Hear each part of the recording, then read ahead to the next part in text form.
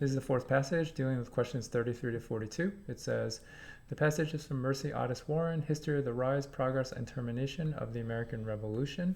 Originally published in 1805, this passage, Warren addresses the time period directly following the American Revolution. So that's the setting. The first paragraph, she says that even though the connection was now dissolved, meaning to say between Great Britain and America, her first point is in line 5. She says, yet the Americans felt themselves in such a state of infancy, they were afraid of their own movements. So what does she mean by a state of infancy? She starts by saying, line 8, their debts were unpaid, they were tired from fighting, they were poor because of loss of trade, and they're essentially just drained, which makes sense because they had just fought a war. Paragraph 2, she talks a little bit more specifically. She says, line 16, it was yet uncertain when and how the states would be tranquilized and the Union consolidated under wise, energetic, and free modes of government. So the question was really, how would the states unify and how would they find or how would they form their new government, and if that government was going to follow the principles of republicanism. Starting from the next paragraph, she starts to make generalizations about the people of the US. She says, on the one hand, they were better informed in many branches of literature than the common classes of men in other countries, but on the other hand, many of them had but a superficial knowledge of mankind. What does that mean? Specifically, she talks about intrigues of courts, meaning corruptions, and then she says, though they were convinced of the necessity of government, they did not understand its nature or origins. So probably means that they just weren't thinking very practically minded about these things. They kind of knew it in a general sense. Line 36 continues. They were not generally sensible, and now she's going to list a lot of things that they didn't know. Most established governments are the consequence of fraud or violence. They were not sensible, again, that people are flattered, deceived, threatened, or hoodwinked. So all these bad things that are going on. Line 44, they were totally fearless of the intrigues or ambition of their own countrymen, meaning to say that people who wanted to get power for themselves. The last few lines just talks about what they gave at the expense of their blood and treasures. These they had freely lavished to secure basically freedom, but there were new problems that were coming. Line 55, she continues and says, new created exigencies or demands or more splendid modes of government had not yet come within the reach of their calculations. So she's basically saying they haven't really thought in detail about this. Line 61, she says about liberty, it's a jewel much oftener the plaything of his imagination than a possession of real stability. So people like the idea of liberty in the abstract, but it's actually very hard to implement in real life. Then in the last paragraph, she's actually making a generalization about humanity more broadly. She says, line 70, this is the usual course of human contact, of human conduct. What specifically? Talking about liberty again. Line 75, the game of deception is played over and over to mislead the judgment of men, work on their enthusiasm until what happens? By their own consent, hereditary crowns and distinctions are fixed, and some scion of royal descent is entailed upon them, meaning to say they'll just go back to the old system of government, which here it seems like she's implying is a monarchy.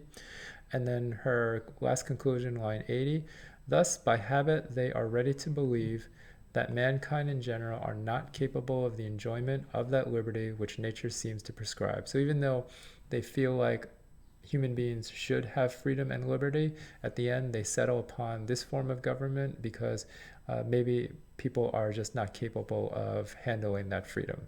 So if we're going back to quickly annotate the passage, given that the first paragraph talks about their state of infancy, I'm just going to write their initial state. The second paragraph, she talks more about the uncertain future. It's basically what is the future of government, or we can say the uncertain future of their government. The next paragraph, she makes generalizations about Americans. So she says on the one hand, they're educated, but also ignorant. And what are they ignorant of? Specifically, probably the evils of mankind. Next paragraph just kind of lists things that they're ignorant of. So I'm just going to write more ignorance. That paragraph continues to list things. From line 55, she's talking about this idea of liberty. So she's saying liberty in the abstract versus the concrete. And then in the last paragraph, she's basically talking about this pattern that human beings seem to go through, meaning to say they go from this idea of liberty back down to monarchy or the old patterns. Question 33. Over the course of the passage, the main focus shifts from choice A, an analysis of the difficulties facing Americans, to a reflection on the repercussions of a human characteristic. So this one seems okay. The difficulties facing Americans were what to do right after the American Revolution, how to start a new government, how to make sure that their freedom wasn't lost. Repercussions or consequences. What is the human characteristic? If I had to guess, they were talking about ignorance, or maybe more specifically that tendency to value liberty but fall into a form of government like a monarchy where there's more of a hierarchy. So we'll keep choice A for now. It is a little bit vague in my opinion. Choice B, a warning about America's government to a critique of Great Britain's government. Hard to justify choice B because at this point in time, America didn't really have a government. Were they critiquing Great Britain's government?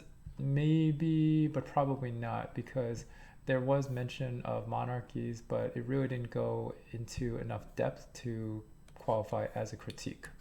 Choice C, a description of America's education system to analysis of a specific philosophy.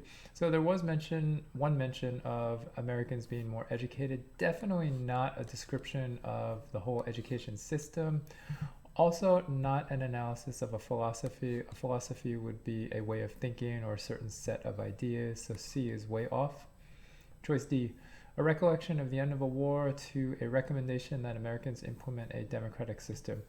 Recollection, possibly, but it's a little off because it would be better if someone were actually there and then remembering what happened. That's a little vague.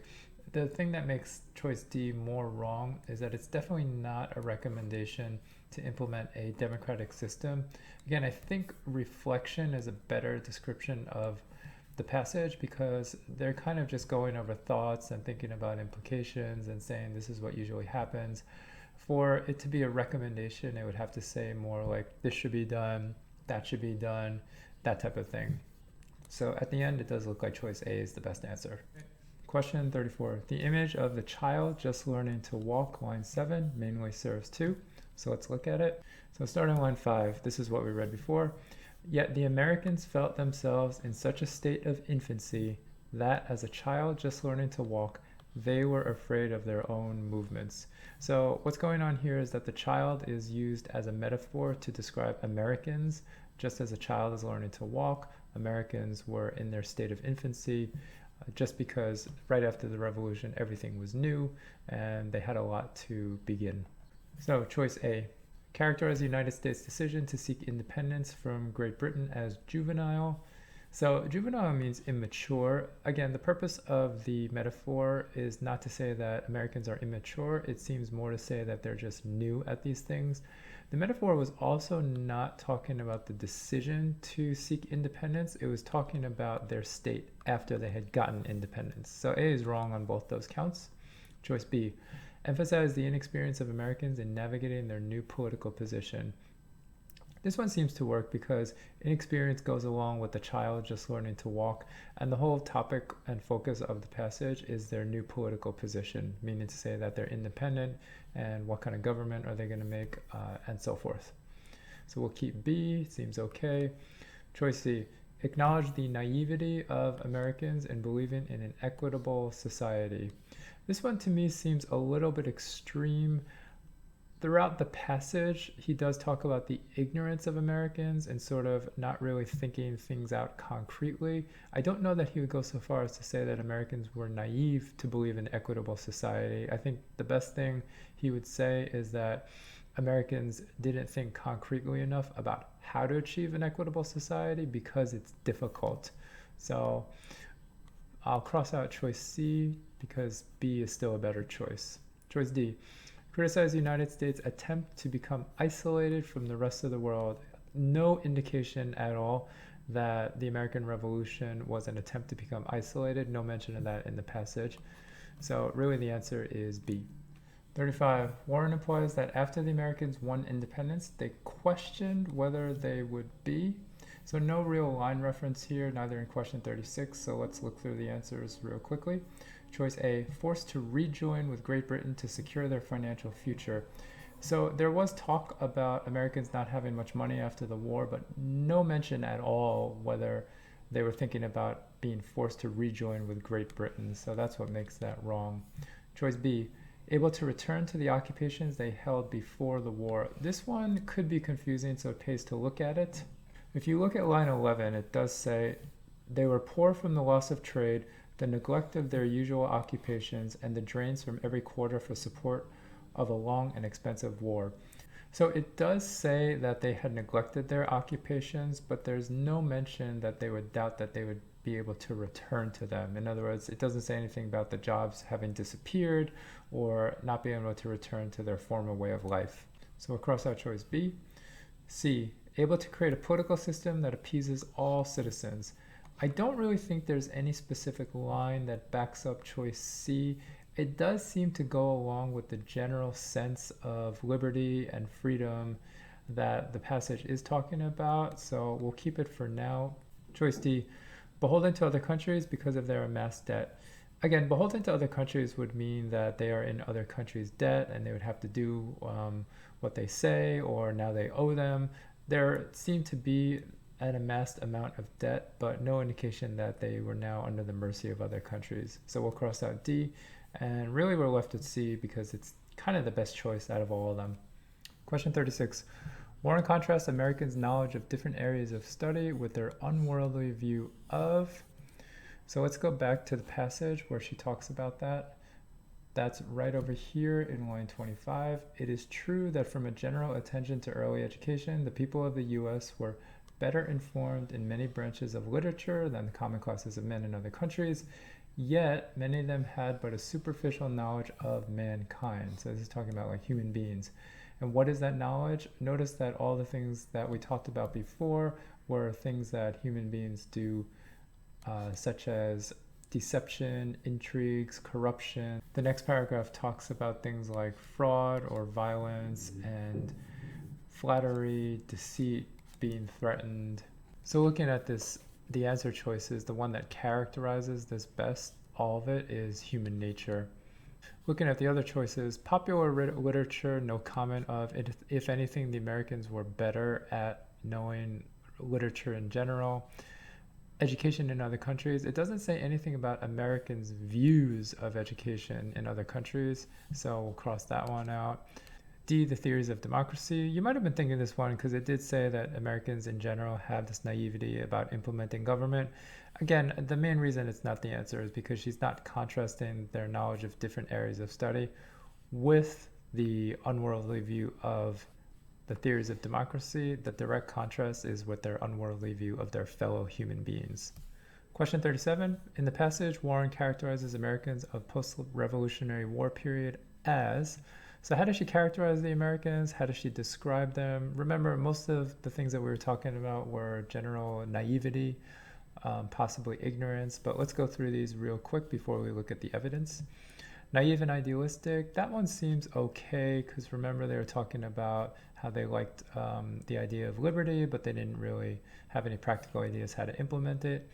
Aimless and neglected, aimless, possibly neglected, probably not, because neglected means ignored, no mention of that.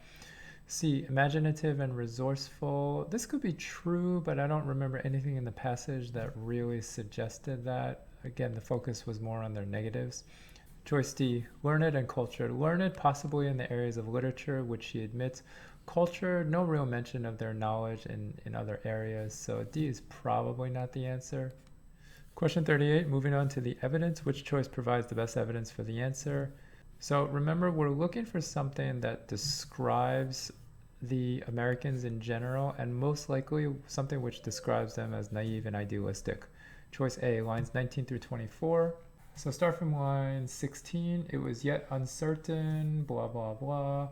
Or whether such, if established, in other words, that government, would be administered through agreeable to laws founded on the beautiful theory of republicanism, depicted in the closets of philosophers, and idolized in the imagination of most of the inhabitants. So this is really just a question asking if this government is going to form, would it follow the ideas of republicanism? No real comment about the Americans in general.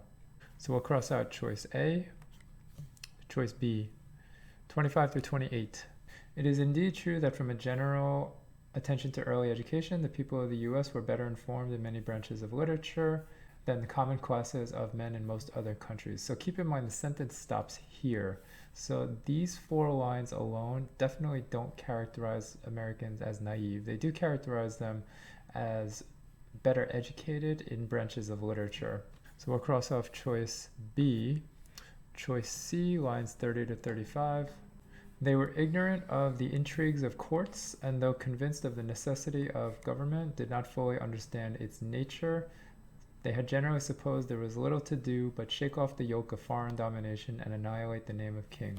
So this seems to go along with naivety, because it said they were unaware of intrigues of courts, meaning to say corruption and things like that. And they were aware that government was necessary, but they didn't really understand its nature or its origin, and they didn't realize all the work involved. So we'll keep choice C. Choice D, lines 62 to 69. It may be acquired today in the triumph of independent feelings. We're talking about liberty again. But perhaps tomorrow the world may be convinced that mankind know not how to make a proper use of this prize, generally bartered in a short amount of time, blah, blah, blah, by laying another on the shoulders of a tenfold weight. So this is saying that liberty can be gotten easily, but people may not know how to make use of it. And then what might happen is that they could be taken over by a new master who's going to give them a burden that's even worse. So does this really characterize Americans as naive? I would say it's a little bit more general than just Americans. This is more as she's moving into her discussions about human beings as a whole. So if it's a choice between C and D, I'm going to say C is the stronger answer, and that's what we'll go with. Question 39. Warren claims that there's a historical pattern of governance that should serve as a warning to Americans in that the most successful governments are... So we're looking for something that describes the most successful governments. Choice A, reluctant or unwilling to impose constraints on their citizens, but actively censor any public criticism. No mention in the passage about censoring public criticism, so we'll cross out A. B, unable to discontinue policies enforced by their previous leaders. Also no mention about continuation or discontinuation of policies from previous leaders, so B is not the answer. C, enabled by their citizens' blind trust to act without oversight. C seems okay. Only thing that's questionable is blind trust. There's really nothing in the passage that mentioned that citizens blindly trust the government, meaning to say trust them without having any thought or any suspicion as to their motives. So check out choice D, willing to use treachery or intimidation to maintain their position of power. Yeah, choice D was actually said in the passage. If you look at line 36, they're not generally sensible, remember the Americans, that most established modes of strong government are usually the consequences of fraud or violence against the systems of democratic theorists. So when they say fraud or violence, those are synonyms for treachery or intimidation. Remember, that's how the SAT makes these answers. They kind of just substitute one word for another. And so choice D is definitely the closest answer. Choice C, again, probably not, mostly because of blind trust. Question 40. Which choice provides the best evidence that after the war, Americans wanted a political system that did not require much of them? So really, we're looking for something that shows that Americans are kind of lazy. Choice A, lines 39 to 44. Line 39, they are not sensible that from age to age, people are flattered, deceived, threatened, until the hoodwinked multitude set their own seals to a renunciation of their privileges, and with their own hands rivet the chains of servitude on their posterity. So this is more talking about how Americans are kind of deceived until they give up their privileges or their freedoms. It's not really talking about how Americans wanted a government where they could be lazy. So we'll cross out choice A. Choice B, lines 48 to 52. These they had freely lavished to secure their equality of condition. So what are these? They're talking about previously their blood and their treasures, their easy modes of subsistence, and their exemption from public burdens beyond the necessary demands for the support of a free and equal government. So yeah, this one does seem to work because it says that they were willing to give their blood and their treasures freely so that they can get equality, easy modes of subsistence, exemption, that means exception from public burdens beyond the necessary demands. So all that is in support of the fact that they wanted something that would be very easy for them. So we'll keep choice B because it looks correct. Let's check the others. Choice C, 55 to 57. New created exigencies or demands or more splendid modes of government that might hereafter be adopted had not yet come within the reach of their calculations. Just saying that they hadn't really thought very much about what type of government they wanted, not necessarily that they wanted a government that would put few demands on them. So we'll cross out choice C. Last choice, D, lines 80 to 85. Thus by habit they're ready to believe that mankind in general are incapable of the enjoyment that liberty which nature seems to prescribe, and the mass of people have not the capacity nor the right to choose their own masters. So this is just the end result of the situation that the author was talking about. Remember that cycle of getting freedom and then losing it again to monarchy. Nothing here about the fact that they want something that puts little demands on them. So we'll cross out choice D, and B is the best answer. Question 41. In line 48, secure most nearly means. Line 48, these, remember we're talking about their blood and their treasures, they had freely lavished to secure their quality of condition. So it's saying they gave their blood and their money in order to secure their freedom or their equality. So what does it mean to secure their freedom of equality? In a broad sense, it could mean to get their freedom, to obtain their freedom, something that has the idea of they did not have it and they're trying to get it. So looking at the answer choices, choice A definitely does seem to work because to guarantee can mean to get something as like a promise or as a security. So we'll keep that. Choice B, fasten, means more like to join or to hold to. So to say that they gave their money and their blood to hold to their freedom, it doesn't really make a lot of sense. Promise is also kind of a little off. You don't really say that you gave your money to promise your freedom. It's usually somebody else that would have to promise your freedom to you. And then choice D also doesn't make sense, to control your freedom. Remember, we're looking for something like to get or obtain, and so guarantee is the best choice. Question 42, in the last paragraph, Warren states that rulers are appointed through deceptive means and by. So before we look at the last paragraph, just look over the answers real quick. Promising economic equality to all citizens, possibly, don't really remember too well. B, the persuasive ideologies of philosophers, don't remember any mention about philosophers, so we'll cross it out. C, bartering with other political leaders. Bartering means trading, possibly negotiating. I don't think there are any mention of bartering between political leaders, so not likely. D, the compliance of the public. That sounds likely because if we remember there are parts about the public giving in. Regardless, let's check it out.